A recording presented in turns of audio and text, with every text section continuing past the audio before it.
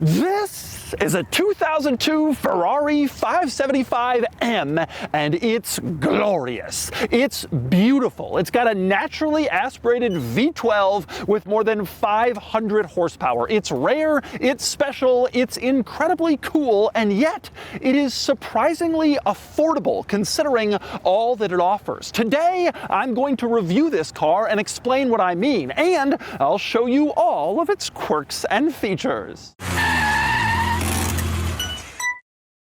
Before I get started, big news, this 575M is currently for sale and it's being auctioned live on Cars and Bids. This car is finished in beautiful Rosso Corsa. It's got less than 12,000 miles. It's unmodified. It's fantastic and you can buy it on Cars and Bids. So once you finish watching this video, click the link in the description below to visit the live auction for this 575 where you can bid on it and buy it only on Cars and Bids. All right, time for the quirks and features of the Ferrari 575M, which was Ferrari's two-seater V12 car that was sold from 2002 to 2005. Now, the 575M followed up on the 550 Maranello, which was Ferrari's two-seater V12 car from 1997 to 2002. In fact, this is technically also called the Maranello, the 575M Maranello. Nobody calls it that, but they were both the Maranello cars. And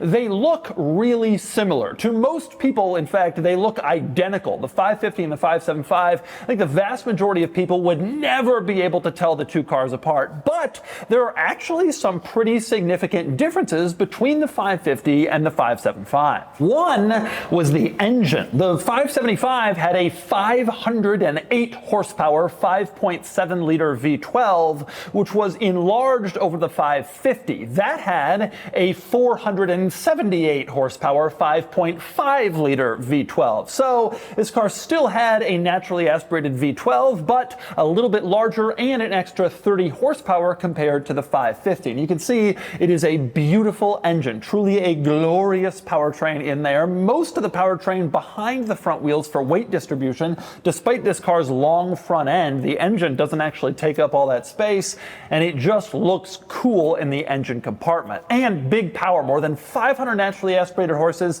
sent this car from 0 to 60 in around 4 seconds, just a little more, which made it a pretty fast car in its day. But upgrades over the 550 went beyond the engine. You also had bigger brakes in the 575 for increased stopping power, along with a completely new adaptive suspension system that you didn't have in the 550. My personal favorite change between the two cars, though, is the very subtle styling revisions they made that you can barely tell, but if you know what you're looking for, you can instantly tell apart a 550 and a 575. Starting with the front. This is the most obvious change. The 550 front grille makes sort of a U shape. People say it looks like it's smiling, compared to the 575, which has a normal, more traditional kind of rectangular grille. And when you see the two grills right next to each other, it's very clear. One's a 550, one's a 575, and that exterior change is the biggest and most obvious. The least obvious, but a very interesting quirk, is that the 550 has a little lip underneath the trunk lid where you could put your fingers in to open up the trunk. And you can see the 575 does not have a little lip in this position, and that small change is how you can tell apart the 575 and 550 from the back. Whether the trunk lip is present or not, that was a 575 upgrade. Another change was the wheels. The 550, most of them had these fairly traditional 5-spoke wheels, look really nice. The 575, most of them had these 5-spoke wheels, which have a different design. There were other wheel options offered, but they're fairly uncommon. This was the primary wheel in the 575, which differed from the 550s. However, undoubtedly, the biggest change between the the 550 and the 575 was the transmission. All Ferrari 550 models used a gated 6-speed manual transmission with 3 pedals. However, almost all 575 models, this car had an automatic transmission. It was Ferrari's F1, which was an automated manual, a sequential manual with paddle shifters, and it was the very first V12 powered car that Ferrari added the F1 automatic transmission into. Before that, it was only on the V8s. Now, this was a brand new technology, and obviously it expanded the potential buyer base for the 575, getting an automatic in this car instead of a manual, thought to be more cumbersome, and as a result, the vast majority of 575s were sold with the F1 automatic. Ferrari did still offer a true 6-speed gated manual transmission for this car, but only about 11% of 575 models actually have the gated manual. The remaining 89% have an automatic transmission, and that includes this car. Now, in the years since this car has come and gone,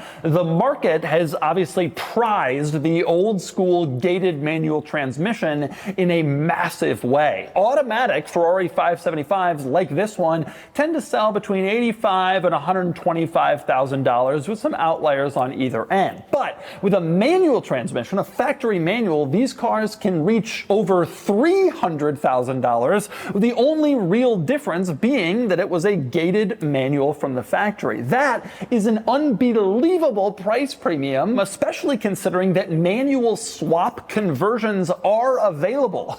You can swap your automatic 575 to a manual for nowhere near $200,000, and yet the factory manuals are trading with that price premium. And that gives you an idea of how much people really love the manual transmission, and also how much Ferrari people really value the originality of a factory manual, one of the rare cars that has it, compared to a conversion. I think overall only about 250 total 575s actually came from the factory with 3 pedals and a gated manual. They're pretty special. But on to the quirks, starting with the design of this car, which is truly fantastic. One of Pininfarina's masterpiece cars with Ferrari. The overall look is truly beautiful. Wonderful proportions, a great design, absolutely gorgeous, and virtually everybody thinks that about this car. Some cars, opinion splitting, people love it or hate it. Not this one. Almost everyone really loves this car. It is gorgeous. Great lines, great proportions, and it kind of recalls the Ferrari Daytona, famous Ferrari from the late 60s and early 70s, which ironically is another Ferrari that's kind of undervalued in the market, that's really beautiful, really beloved, but never really took off to the crazy heights of some of its contemporaries. That's kind of the same story with this car with a similar look. Now, despite the beautiful design, there are a few interesting quirks on the outside of this car. In back, you can see quad taillights, 2 on each side, and quad exhaust pipes. You got double quads in the back of this car. Of course, the quad exhausts give off the V12 sound. This car still has its relatively tame factory exhaust, which is pretty rare. A lot of people upgraded the exhaust in this car. This one is sort of muted, but also kind of refined. It really fits the car. Take a listen.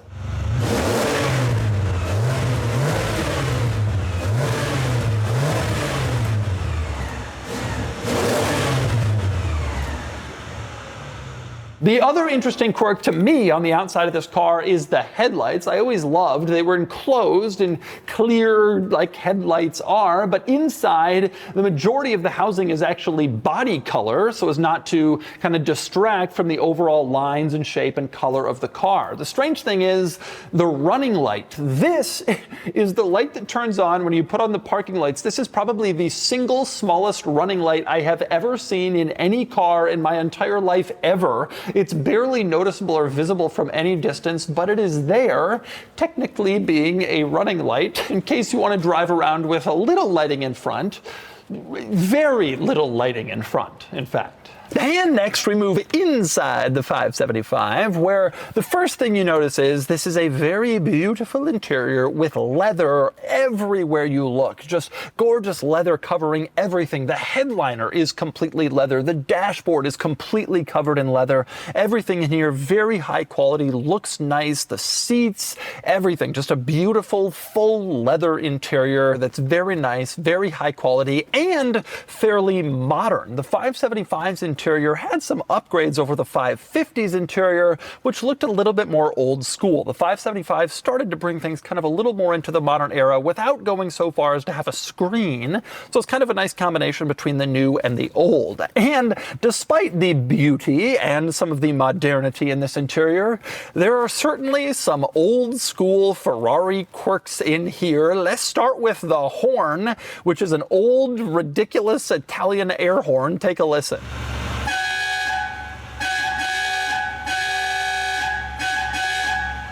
And some other Italian car quirks. You go over to the climate control and you can see the fan speed dial has 4 different settings, plus there is a 0 for off. But then there's also a separate button marked off. So which one is actually off?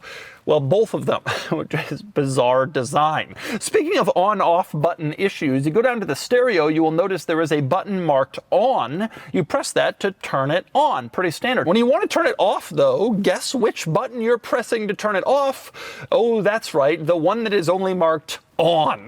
Again, kind of an interesting quirk from an Italian car from this era. And then there's the key situation. This is the key fob for this car. It looks very unassuming and simple, but it is unbelievably important to the operation of the car because it doesn't just unlock the door. You unlock the door and then you have about a minute to get inside the car and start it. If you don't start the car immediately after unlocking the door, an immobilizer kicks in, and when you turn the key, nothing happens. So then you have to re-lock the doors and then re-unlock the doors so that you can start the process again, and only then can you actually get in the car, start it, and drive away. Incredibly annoying, but a lot of Ferraris and some Porsches from this era had this same process with this key fob. And it also means if you ever lose the key fob, you can't just manually open up the door with the key and then start the car. You need the key fob to unlock the car and turn off the immobilizer, or else you're not going anywhere. Ha! The Italian car quirks. And how about another one? There's a sport mode button.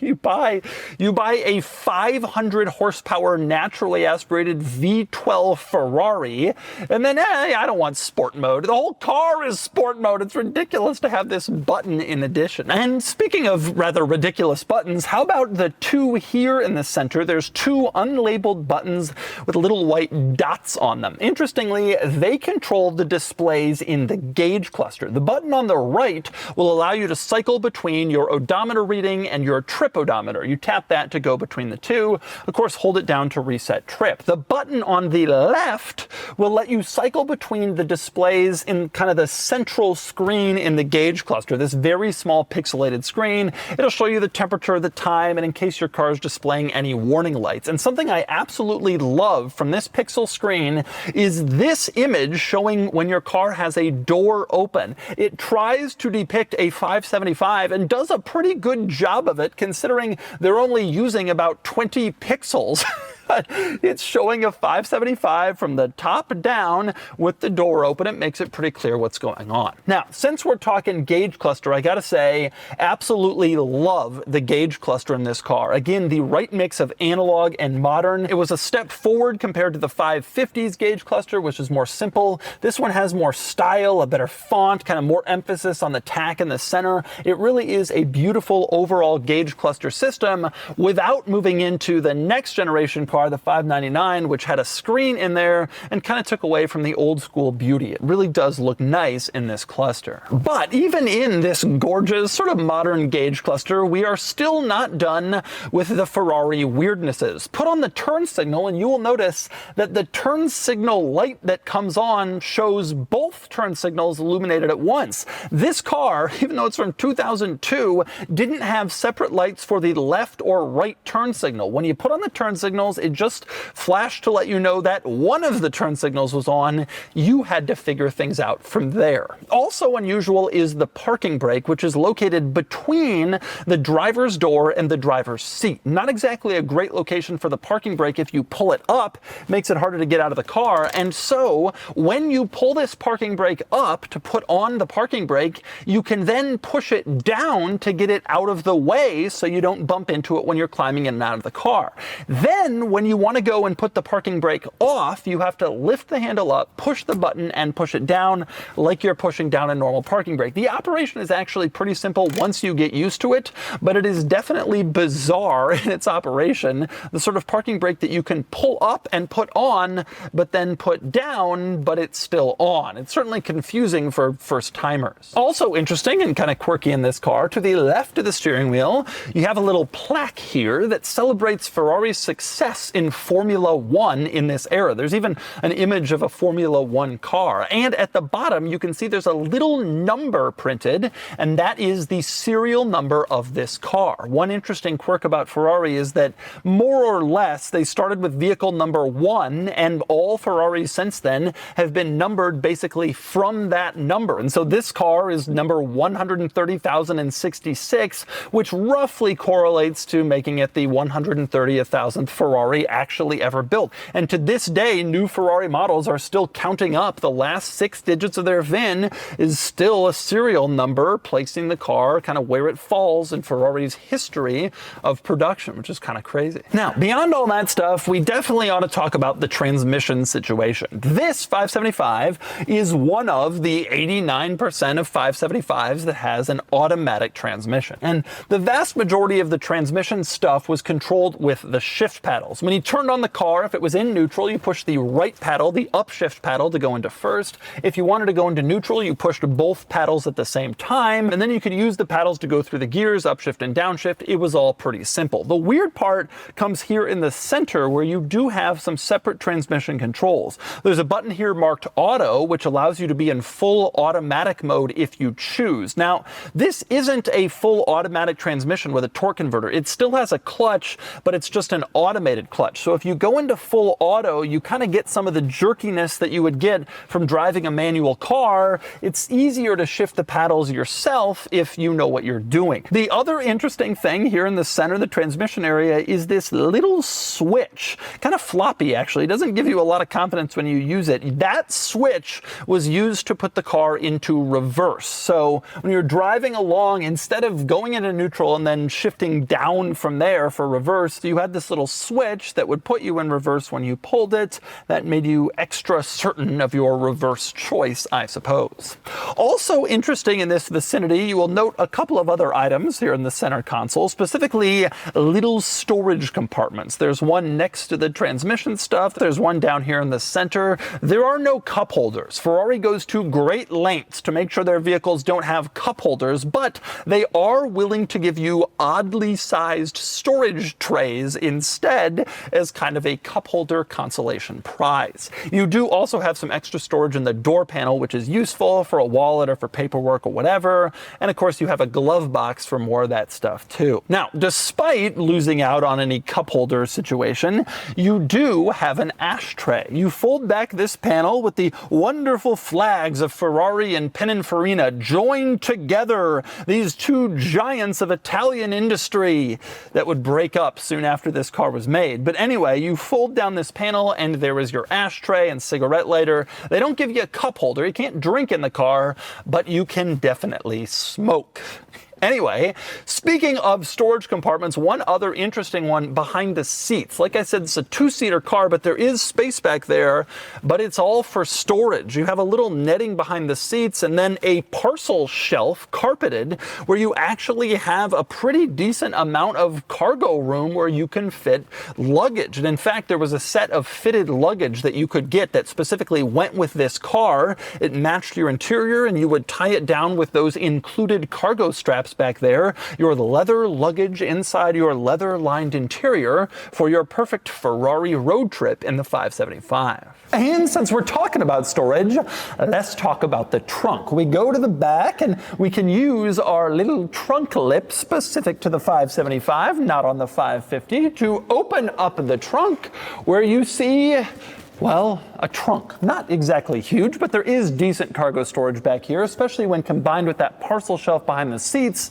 But more importantly, and possibly most interestingly, if you lift up the storage floor in the trunk, you'll notice there is basically the same size storage compartment underneath the floor that there is above the floor. So when you combine those two compartments plus the parcel shelf, this is actually a pretty practical car in terms of storage capacity, even though it is only a two-seater. Other interesting items you'll discover in the trunk. For one, there is a CD changer back here to maximize your audio entertainment experience. And you probably saw a second ago, the books. This leather pouch contains all of the books, the owner's manuals, everything that came with this car. It is beautiful. Gorgeous leather, high quality, looks really nice. And open it up and discover a flashlight. Not just a regular flashlight, a Ferrari branded flashlight that goes along with this car. You have this, it adds to your 575 originality, and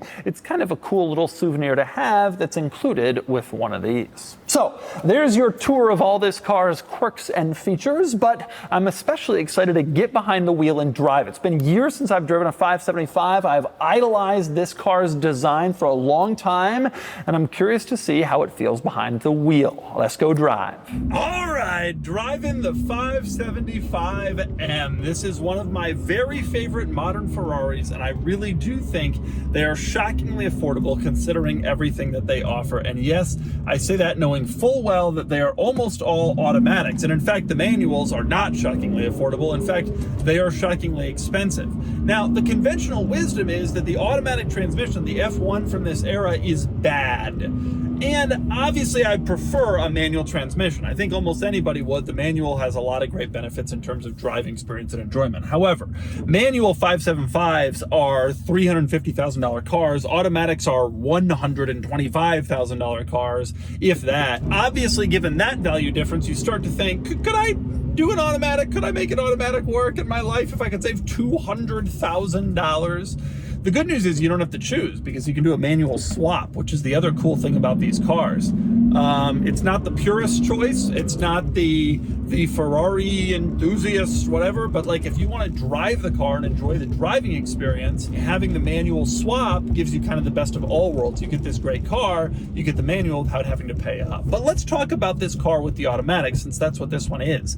I am on the record of saying in a bunch of videos going back years now that I have kind of come around and changed my tune a little bit on these single clutch sequential manual kind of automated manual transmissions like Ferrari F1. Even though it's not as fun as a manual or as quick as a dual clutch like Porsche PDK, there is something that's really special about shifting gears with one of these and sort of feeling the manual gear changes. It feels very mechanical in kind of a fun way, and I really like that. I really, really like that. It's kind of fun to be able to shift your own gears and feel the gear change action, even though it's an automatic.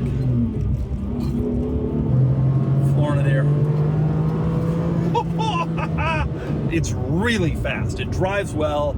It is incredibly quick. And one thing I like about the 575, this is something I like about my 993 and other cars sort of from this era, is that it combines sort of the best of analog and modern, which is, this does feel still like an old school analog car. It has the Ferrari air horn like I showed you. It has sort of an old school interior without modern screens and all that stuff. But it is modern car fast. Like this feels like a fast car. And so combining those two things is really cool. Now, I will say one drawback of the 575, and this was kind of true of the 550 as well, is that suspension is a little bit softer than you might expect, given what this car is, a V12 high-performing Ferrari, very special car. It's a little bit soft in terms of suspension. Now, it depends how you want to use this car, whether or not that's a drawback. For me, for $100,000, like I think this would be a pretty cool car to drive frequently, if not daily, and have like a frequently used Ferrari. I think that would be cool. in which case the soft suspension is beneficial. But if you're really buying this car to go hard on canyons on the weekends, you will find that it has a bit more float and a bit more body roll than you might expect. And you will also find that the steering is a little bit over-assisted, which was generally true of Ferraris. Once Ferrari discovered power steering in the mid-90s, there was about a 10-year span where a lot of the Ferraris were a little bit over-assisted. The steering is not quite as precise as you want, and it feels just a little bit artificial. And that's true of this car as well. However, when you go to floor it, it rears back and it's ready to go, and it sounds so good doing it. God, this car is just so fast. It's so fast, it's so exciting. I just love this car. I always have, and I think it's wonderful. And driving it today, I haven't driven one of these in a long time, and driving it today, I am reminded of the fact that it's actually more dailyable than I remember.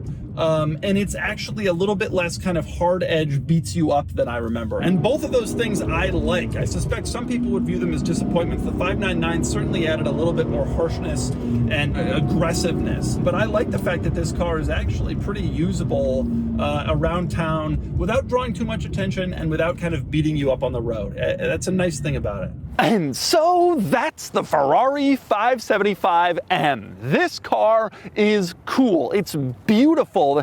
Big old V12. It's fast, it's fun, it's special, it's surprisingly reliable for a Ferrari, and in my opinion, it's really undervalued in today's market. It's a great car as is, or swap in a manual for even more driving pleasure. And you can get this 575 on Cars and Bids. Anyway, now it's time to give this Ferrari a DougScore.